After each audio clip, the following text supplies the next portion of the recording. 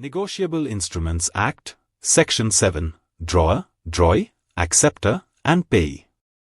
Section 7 of the Negotiable Instruments Act, 1881 lays down the meaning of several foundational terms that define the roles of different parties involved in a bill of exchange or a check. These terms are essential for understanding who creates the instrument, who is directed to make payment, who undertakes the liability to pay, and who is entitled to receive the money. 1. Drawer. The drawer is the person who creates the bill of exchange or check. In the case of a bill of exchange, the drawer is the person who orders another person to pay a certain sum of money to a specified person. In the case of a check, the drawer is the account holder who issues the check directing the bank to make payment. Thus, the drawer is the originator of the instrument and the person who sets the payment process in motion by issuing the written order. 2. Drawee. The drawee is the person who is directed by the drawer to make the payment. In a bill of exchange, the drawee is usually a debtor of the drawer, whereas in a check, the drawee is always the bank on which the check is drawn. The drawee is not automatically liable to pay merely because his name appears on the instrument. His liability arises only when he accepts the bill, in case of a bill of exchange. 3. Drawee in case of need. Sometimes, a bill of exchange or an endorsement on it may mention an additional person to be approached if the original drawee refuses to accept or pay the bill.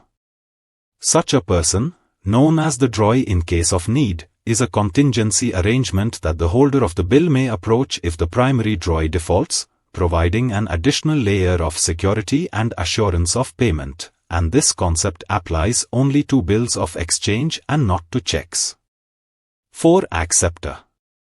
The acceptor is the drawee who has formally agreed to honor the bill of exchange. A drawee becomes an acceptor when he signs his assent on the bill and either delivers the signed bill back or gives notice of such acceptance to the holder, and if the bill is drawn in multiple parts, signing any one part is sufficient. By accepting the bill, the acceptor undertakes a legal obligation to pay the amount mentioned in the bill when it becomes due.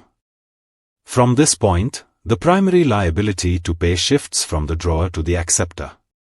This concept is relevant only to bills of exchange, as checks do not require acceptance by the bank. 5. Acceptor for honor. An acceptor for honor arises in exceptional circumstances. When a bill of exchange has been noted or protested for non-acceptance, or noted or protested for better security. Any third person may step in and accept the bill for the honor of the drawer or any indusser. This acceptance is called acceptance supra protest. Such a person is known as the acceptor for honor. This is done to preserve the credit and reputation of the drawer or indusser. The acceptor for honor becomes liable to pay the bill if the original drawee fails to do so. 6. Payee. The payee is the person who is entitled to receive the money under the instrument. He is the person named in the bill, check, or note, or the person to whose order the money is directed to be paid. The payee is the rightful recipient of the payment and may further transfer the instrument by endorsement, where permitted. For more details, contact us.